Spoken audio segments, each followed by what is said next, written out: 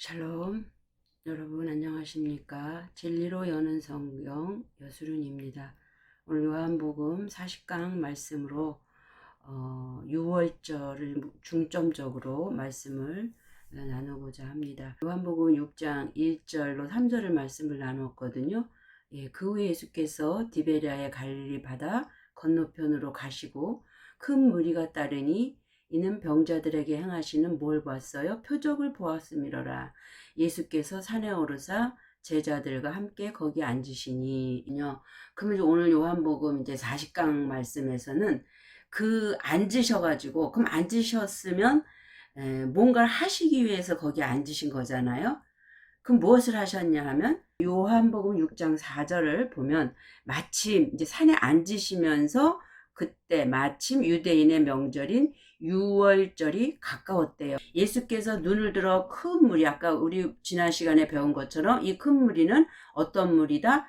오합지졸, 그러니까 병자 뭐 이렇게 섞여 있는 무리들이죠. 백성을 얘기하는 거예요. 그 오합지졸이 예수님에게로 오는 것을 예수님이 보셨어요. 그리고는 왜 콕 집어서 빌립이라는 말은 말 타는 자예요. 이름의 뜻이. 이르시되 우리가 어디서 떡을 사서 이 사람들을 먹이겠느냐 하시니, 그러니까 이 말씀을 이해를 하려면 우리가 마가복음, 누가복음 병행 구절을 읽어보면 이제 여러 가지 예수님의 이제 사역이 나오면서 그들이 예수님을 계속 쫓습니다. 여기 한번 여러분들이 개인적으로 읽어보세요. 저는 시간이 없어서 그냥 가는데, 지금 이 말씀은 어떤 지금 스토리가 전개되는 거예요. 이 물질 세상에서 일어나고 있는 그 상태적인 일을 가지고 우리가 지금 저와 여러분이 나누고자 하는 이 말씀이 여기에 기록되어져 있는 그 내용적 의미, 그것이 오늘 우리에게 어떤 교훈을 주고 있는가, 그걸 지금 설명하고 있는 거잖아요.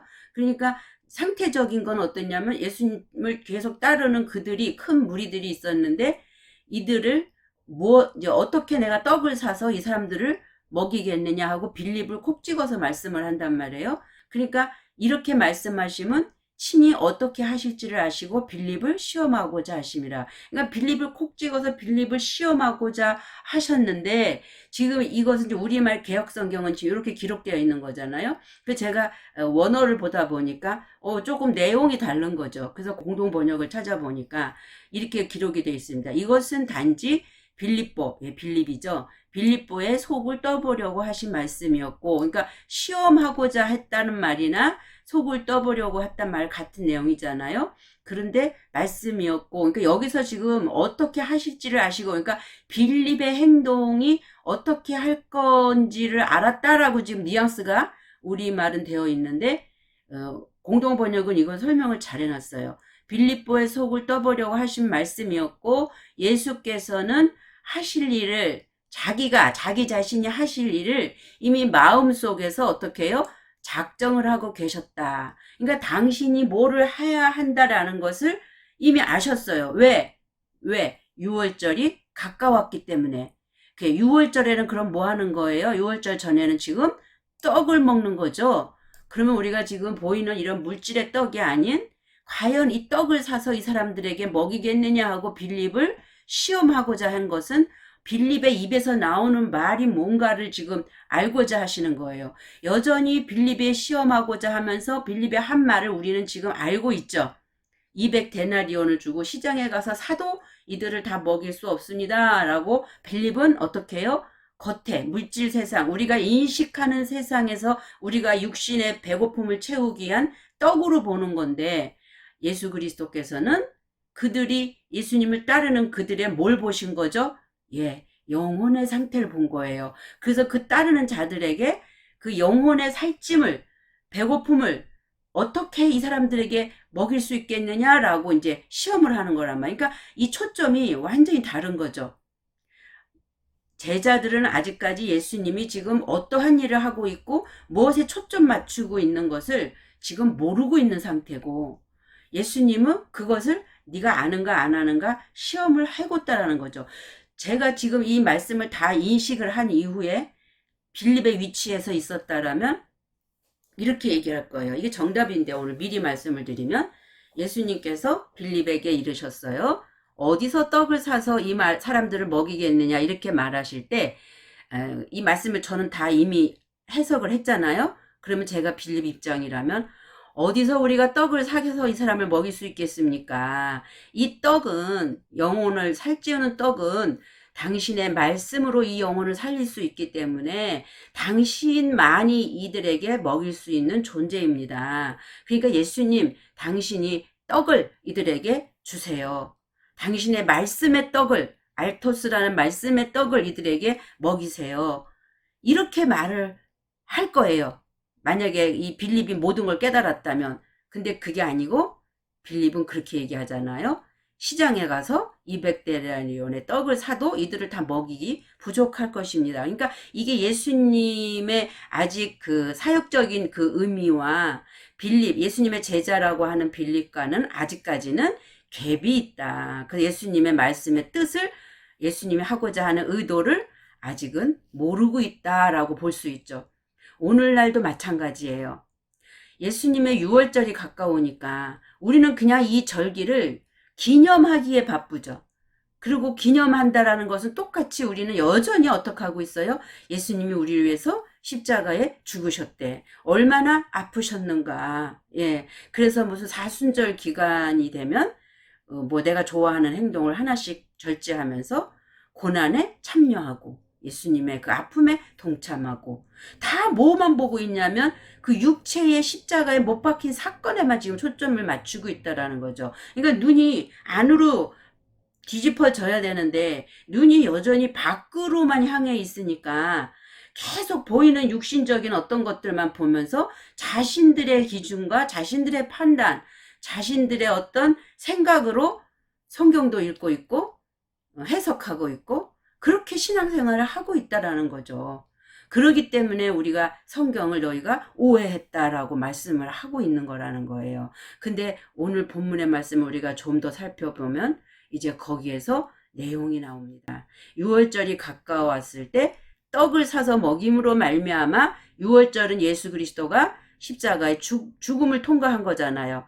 저기 이스라엘 백성이 애굽에서 출애굽해서 나와서 양을 잡아가지고 나갈 때 문 설주와 임방에다가 그 예수 그리스도의 피를 바름으로, 양의 피를 바름으로 말미암아 어떻게 해요? 죽음이 그 피를 보면 넘어갔다.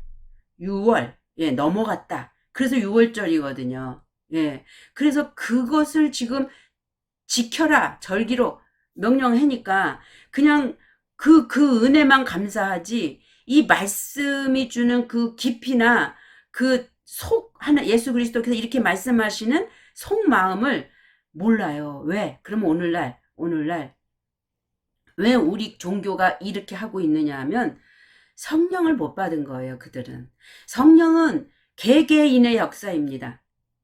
예수님의 제자들에게 예수님이 가시고 다시 오신다고 하시면서 마가의 다락방에 임하시죠. 성령으로 임하시죠. 다른 보혜사로 임하시죠. 그때 비로소 그들이 성령을 받은 것처럼 아직까지 성령이 오시지 않은 시절을 이들은 가고 있기 때문에 지금 이렇게 말할 수밖에 없는 거예요. 그냥 종교 안에 있는 자들을 탓하기보다는 아직은 어떤 자들이다? 어린 영혼이고 지금 애굽이나 광야 좌편 쪽 정도에 살고 있는 자들이기 때문에 이 예수님이 하시는 말씀을 제자조차도 이해할 수가 없다. 우리가 그렇게 볼 수 있는 것이겠죠. 자, 그 다음에 자, 여기 6월절을 한번 우리가 살펴보기 원합니다. 6월절은 자, 이스라엘 백성들을 애굽에서 인도하여 낼 때 하나님께서 양을 잡아서 그 피를 진문 설주와 임방에 바르게 하여 멸망의 천사가 그 피를 보고 그들의 거처를 넘어가게 한 사건을 기념하여 지키라고 하신 절기예요. 그러면 그 6월절, 뭐가 넘어가다라고 말하는 6월절의 의미는 파사라는 단어를 써요. 파사라는 의미가 이제 헬라어인데 이 기원은 아람어에서 왔다 그러잖아요. 그래서 아람어 히브리어에서 보면 파사흐, 여기도 파사지만 여기도 파사라는 단어를 같이 쓰고 있습니다. 근데 파사라는 단어를 보니까 원래적인 6월이라는 의미는 넘어간다라는 것에 함축적인 의미를 갖고 있지만 이 파사라는 단어에는 쩔뚝거리다, 절름발이가 되다 라는 이 말씀이 저는 굉장히 의미가 있었어요. 어떤 것이 생각나냐 하면 성전 미문에 앉은 안진뱅이. 예, 그는 뭐였어요? 절름발이었잖아요. 그는 절뚝거리는 자였잖아요. 근데 누구를 만나요? 예수님의 제자를 만나서 구걸할 때 은과 금은 내게 없으나 나사렛 예수의 이름으로 일어나 걸으라. 결국은 그가 일어나 걸을 수 있었던 것은 차원적으로 다른 차원으로 넘어간 거죠. 뜰에서 성전으로 들어가는 거란 말이에요. 그래가지고 같이 성전으로 들어가서 거기서 막 뛰어다니고 춤을 추고 막 하잖아요. 그러니까 그 이쪽 땅쪽 차원에서 그 다음 성전 그쪽으로 넘어가는 한 차원을 넘어가는 그 상태를 지금 파사라고 보고 있는 거죠.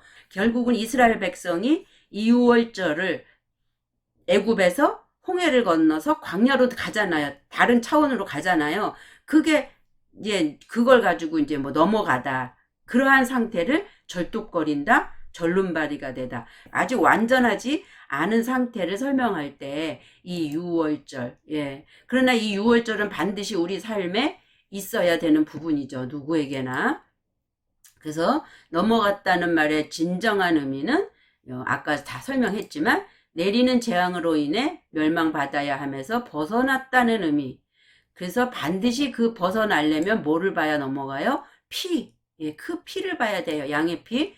여기서 그 피란 죽음과 생명을 동시에 일컫는 말로서 예수 그리스도의 피를 상징적으로 표현하는 것이다. 그렇다면 예수의 피가 없으면 절대 유월, 즉 넘어갈 수 없다. 그렇게 결론 내릴 수 있겠죠? 자, 예수님의 십자가 죽음만이 속죄의 의미를 부여하고 있는 것이며 하나님은 예수님의 피가 있나 없나만 보시는 분이다. 과연 나는 그 예수님의 피가 내 안에는 존재해 있는가? 자, 출애굽기 12장 13절을 봅니다. 내가 애굽 땅을 칠 때에 그 피가 너희 거하는 집에 있어서 너희를 위하여 표적이 될지라. 내가 뭘 볼 때? 피를 볼 때. 내가 피를 볼 때에 너희를 넘어가리라. 유월하신다는 거죠. 그러면서 재앙이 너희에게 내려 멸하지 아니하리라. 여호와께서 애굽 사람을 치러 두루 다니실 때에 문 임방과 좌우 설주의 피를 보시면 그 문을 넘으시고 멸하는 자로 너희 집에 들어가서 너희를 치지 못하게 하실 것임이니라. 또 출애굽기 12장 27절도 너희는 이르기를 이는 여호와의 유월절 제사라. 여호와께서 애굽 사람을 치실 때에 애굽에 있는 이스라엘 자손의 집을 넘으사 우리의 집을 구출하셨느니라 하심에 백성이 머리 숙여 경배하니라. 그러니까 참 우리가 종교 안에 들어온 것도 하나님의 은혜죠. 하나님께서 거기서 애굽에 있는 종살이하고 있는 세상에서 종노릇하고 있는 우리를 구출해 내셨잖아요. 그래서 어디로 들여와요? 광야, 하나님의 교회로 끌고 들어오시는 그것 또한 하나님의 우리가 은혜라고 볼 수 있는 거죠. 그래서 제가 애굽을 한번 찾아봤어요. 근데 이 애굽을 보면 뭔가에 에워싸여 있는 어떤 것이래요. 그리고 포위되어져 있고 압박받고 있고 그리고 방어 그러니까 요새 뭐에 이렇게 포위가 되어서 둘러싸여져 있는 상태. 그게 애굽이라는 거죠. 그러니까 애굽 백성들은 어디에 둘러싸여져 있는 거예요? 그 바로에 의해서 완전히 둘러싸여져서 공격받고 있는 상태. 세상에서 사단에 의해서 공격받고 있는 상태에 있는 그런 자들을 애굽의 종노릇한다라고 우리가 얘기를 하고 있는 거죠. 이해가 가시죠? 자, 그런데 오늘 본문에 보니까 유월절이 가까웠다 그래요. 그러면 이 가까웠다라는 말이 아까 예수님이 그 어린 양으로서 이제 십자가에서 죽음이 임박해 왔음을 계속 암시하는 거죠. 그러면 예수님은 유월절을 3년 반의 공생애를 가졌으니까 1년에 한 번씩 유월절이 있다라고 치면 3번 이상의 유월절을 지내시지 않았을까 예, 그 생각을 해봅니다. 거기에 또 어떤 의미가 있는지. 마태복음 26장 2절을 보니까 너희의 아는 바와 같이 이틀을 지나면 유월절이라 인자가 십자가에 못 박히기 위하여 판리우리라 하시더라. 예, 예수님이 이미 유월절에는 양을 잡는 그렇게 해서 죄를 사해주는 그 절기국을 지키라고 했기 때문에 예수님은 실제 그 단번에 드리는 제사를 지내기 위해서 육체로 이 땅에 말씀이 육신을 입고 오신 거잖아요. 그러니까 이제 내가 이제 6월절에 실질적으로 단번에 이제 내가 십자가에 못 박혀서 그들에게 내가 팔리겠다. 지금 예수님은 이미 아시고 있었던 거죠. 그러면서 요한복음 13장 1절도 보니까 6월절 전에 예수께서 자기가 세상을 떠나 아버지께로 돌아가실 때가 이른 줄을 아셨어요. 이미 아셨어요. 세상에 있는 자기 사람들을 사랑하시되 끝까지 사랑하시느니라. 그러니까 이 세상 아직까지 종교 안에서 매어서 하나님을 알지 못하고 제대로 안 하나님이 아니라 다 자기들이 섬기고 있는 그 우상을 섬기고 있는 그들을 그래도 하나님은 사랑하셨어요. 왜냐하면 여기 세상 사람들은 어떤 사람들이었냐면 나름대로는 하나님을 믿는다라고 하지만 하나님을 하나님으로 믿어야 되는데 그 하나님으로 참 하나님이 원하는 방법과 그대로 믿어야 되는데 그 하나님을 그들은 알 수가 없기 때문에 다 자기가 믿는 하나님, 내가 인식하는 하나님, 그러니까 너무 많은 하나님들을 송아지같이 만들어 놓고 섬기고 믿고 있었다는 거죠. 그 백성이 우매하기 때문에. 왜? 다른 말로 아직 성령이 오시지 않았고 성령을 받지 않았기 때문에 하나님을 인식을 할 수 없는 거예요. 인간으로서는 하나님을 절대 알 수 없는 존재들이거든요. 그렇기 때문에 하나님께서 당신이 육신을 입고 사람으로 오시고 다시 성령을 보내셔서 사람 각각 개개인 안으로 깨닫는 영을 부어주셔서 이제 그 성령에 의해서 하나님의 존재를 알 수 있도록 이끄시는 이게 하나님의 프로젝트였다라는 거죠.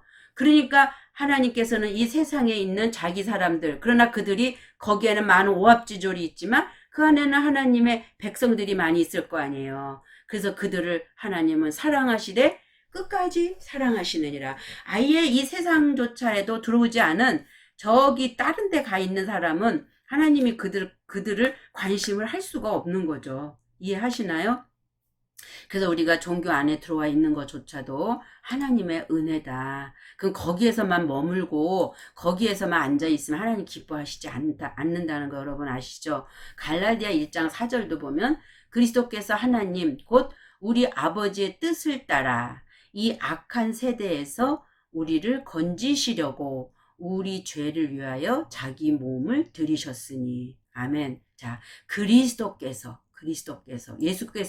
예수는 육체의 몸이죠. 결국은 하나님의 아들이다라고 표현되어진 그 영적인 존재가 이제 예수라는 몸을 입었지만 그분은 뭐였어요? 그리스도였죠. 그래서 이제 예수로 죽고 그리스도로 다시 사신 갈라디아 왔기 때문에 아직 공간복음에서는 예수지만 여기 와서는 이제 그분은 이미 그리스도가 되셨단 말이에요. 그러니까 그리스도 그분을 지칭하는 거예요. 십자가에 죽으시고 부활하시고 아버지 보좌 우편에 가셨다가 다시 우리에게로 오신 그 그리스도 이해 가시죠? 그래서 그리스도라는 말은 그 과정을 다 통과하신 분이라는 거예요. 예수에서부터 시작해서. 그래서 그리스도께서 하나님, 그 우리 아버지의 뜻, 그것이 아버지의 뜻이었대요. 뭐가? 악한 세대에서 우리를 건지는 게 아버지 뜻이었대요.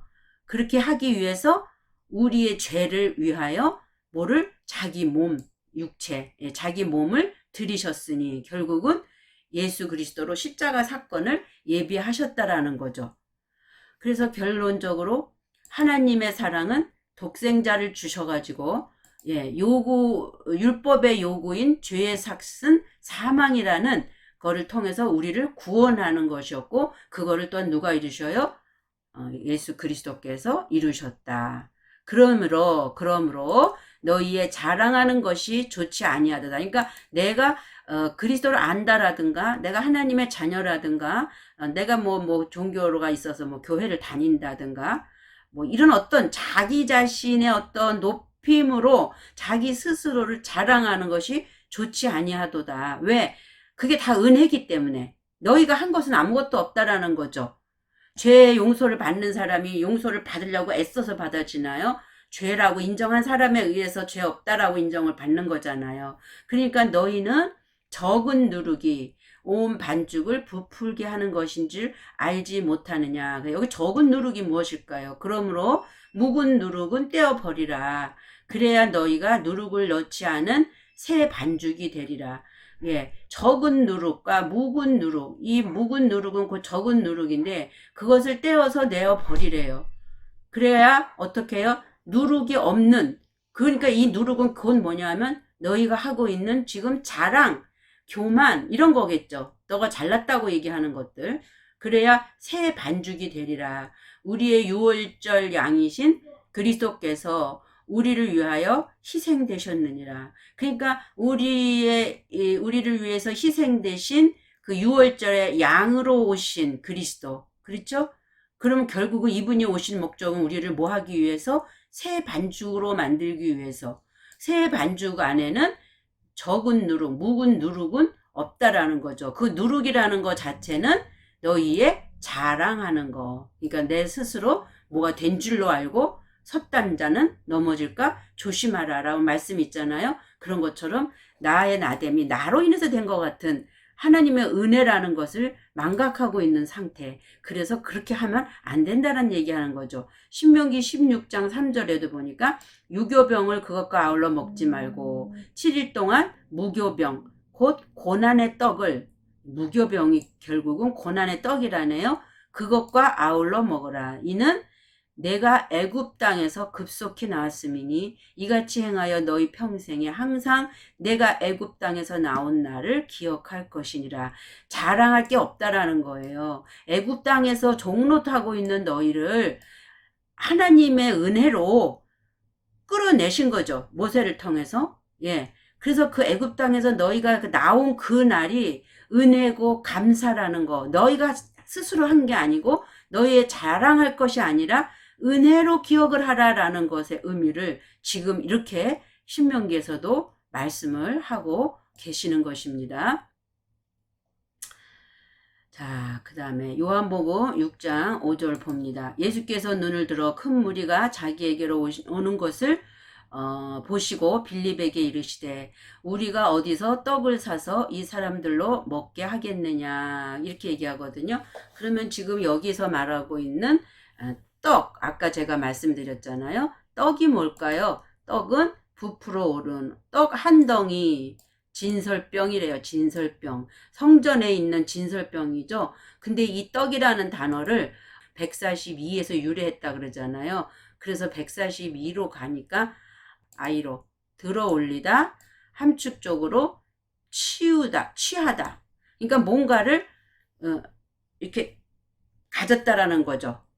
떡이, 아이로라는 단어가 이제 나중에 그 알토스라는 떡으로 되는데, 이 떡으로 말할 때 우리는 그냥 먹는 떡을 얘기하는데, 이 떡이 주는 성경적인 의미는 어딘가에서 어디로, 땅에서 위로 들어 올릴 때, 취할 때, 이런 어떤 의미를 가지고 있다라는 거예요. 그래서 이걸 더 살펴보니까, 뭐예요? 히브리어 5375, 나사에서 왔대요. 나사. 우리 지금 저 우주 항공하는 나사.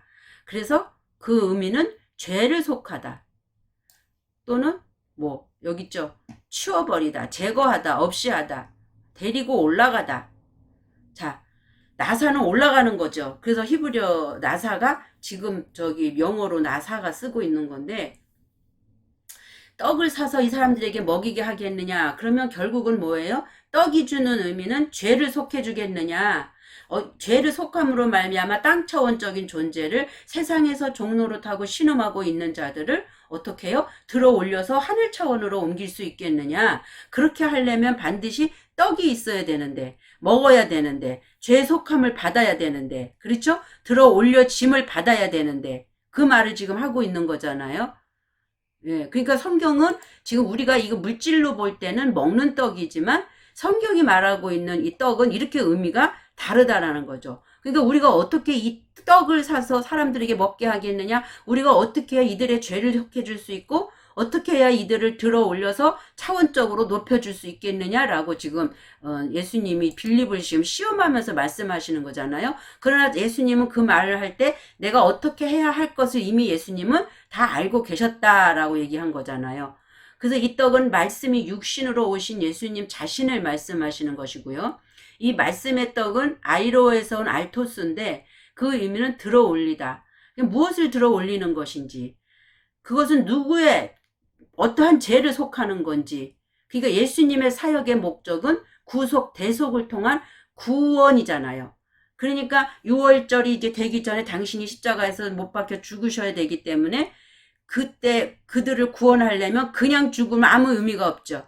그러니까 이제 예수님의 입에서 나오는 그 말씀을 통해서 그 말씀을 듣고 깨닫는 자들이 어떻게 하는 거예요? 구원을 받는다는 거죠. 그분이 예수님이고 그분이 하나님의 아들이시고 그 말씀을 통해서 하나님이 누구시라는 걸 알고 예수의 십자가의 죽음이 무엇을 위하여 오셨고 그 일을 하기 위해서 어떻게 하셨고라는 그 모든 것들을 예수님이 말씀을 통해서 그들을 들어 올려주는 그 떡을 통해서 그들을 듣게 함으로 말미암아 그들을 구원하시겠다라는 의미를 담고 있는 게 지금 오병이어의 그 기적으로 가면서 지금 말씀이 전개되고 있는 거거든요. 그래서 떡을 먹는다는 의미는 예수님의 말씀을 듣는다는 의미고, 그리고 그 떡은 예수님 말씀, 예수님 입에서 나오는 말씀 그 자체다.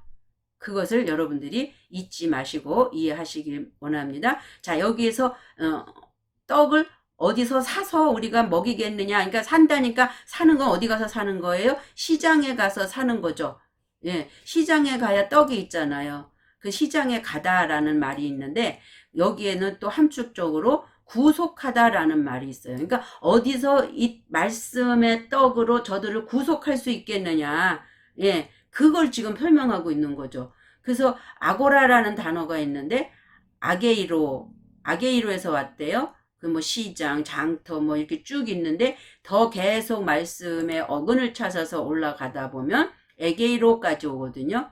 그래서 에게이로라는 단어를 보니까 어떤 의미가 있냐면 모으다, 어떤 기능을 모은다, 또는 깨우다, 예, 깨우다, 눈을 뜨게 하다, 문자적으로 자고 있는 자들을 그 잠에서, 누워 있는 자들을 누운 곳에서 일으키고 병에서, 죽음에서, 혹은 상징적으로 불분명하거나 비활동, 그러니까 파멸의 비존재에서 그러한 상태에 눈을 뜨게 해주고 그렇게 자고 있는 자에서 깨워주시고, 그래서 깨우고 일으키고 그렇게 해서 세워주시고 다시 일어나게 하시고 들어 올리게 하는, 네, 그러니까 그 말씀을 먹고 받아들이는 자를 어떻게 사냐는 말의 의미는 어떻게 그들을 깨우겠느냐, 그 떡으로 어떻게 깨우겠느냐, 그 말씀으로 다시 어떻게 해야 들어 올려 주겠느냐. 이게 결국은 다 뭐예요? 구속이죠. 대속을 하시려고 예수님이 6월절 전에 그들을 그렇게 눈을 뜨게 해야 그 말씀을 들을 수 있잖아요. 그 병에서 죽음에서 일어날 수 있잖아요. 그 파멸의 비존재에서 어떻게 파멸이 안 당하고 구원받는 자들로 들어 올려질 수 있잖아요. 다 그 의미예요, 지금. 그러니까 시장의 의미가 우리의 그 육체적인 그 음식을 사서 먹을 것을 말씀하는 게 아니고요. 그 혼의 양식을 파는 시장. 다시 말해서 그것은 바로 예수님. 그러니까 그 말씀의 양식을 우리의 뭐가 먹냐 하면 우리의 혼이 먹는 거죠. 하나님의 말씀은 영이고 우리의 혼은 우리의 인식이란 말이에요. 그래서 우리의 인식이 그 영의, 예수님의 입에서 나오는 영의 말씀, 양식, 떡을 받아들일 때 내 혼 안에 담겨져 있는 것은 하나님의 말씀, 바로 영인 거죠. 이런 과정에서 지금 그 혼을 채울 수 있는 양식을 파는 시장을 말씀하고 있는데, 그 양식을 파는 시장은 누구밖에 없다? 예수 그리스도밖에 없다. 이 굉장히 깊이 있는 말을 전하는 겁니다. 그래서 그 시장은 바로 예수님이었어요. 예수님이 장사하고 있는 거예요. 이해가 가시나요? 예수님의 안에 말씀을 풀어서 그들에게 먹임으로 말미암아 예수님은 시장에서 장사하는 입이었고, 그 입에서 나오는 그 말씀은 곧 뭐였다? 떡인 것이었다. 그러므로 시장에서 사는 것은 떡인데 이 떡은 구원을 위한 죄사함의 떡. 이해가시죠? 그러기에 히브리어 아고라조로 시작하신 말씀은 에게이로에서 보면 그 어근에서 보면 그 아고라조는 깨우다, 눈을 뜨게 하다 등의 의미를 품고 있는 단어에서 파생했기에 우리가 떡을 사야 할 시장은 바로 구원과 관계된 떡 자체이신 예수님, 예수님, 그 예수님이 시장이었다라는 거죠. 그리고 파는 분이었다라는 거죠. 이 부분은 빌립은 간파하지 못했기에 육신의 떡으로 대답을 하는 모습을 우리가 볼 수 있습니다. 오늘날 종교가 하나님의 말씀의 진리를 깨닫지 못함으로 여전히 하나님을 물질의 축복이나 받기 위해 섬기는 개념으로 우리가 신앙생활을 하고 있지는 않은지 생각해 보시기 바랍니다. 네, 오늘 시간이 많이 지났으니까 이제 요한복음 40강 1편은 여기까지 이제 마치고요. 이제 2편에서는 요한복음 6장 8절부터 이제 한번 또 더 살펴보는 시간을 갖기를 원합니다. 샬롬.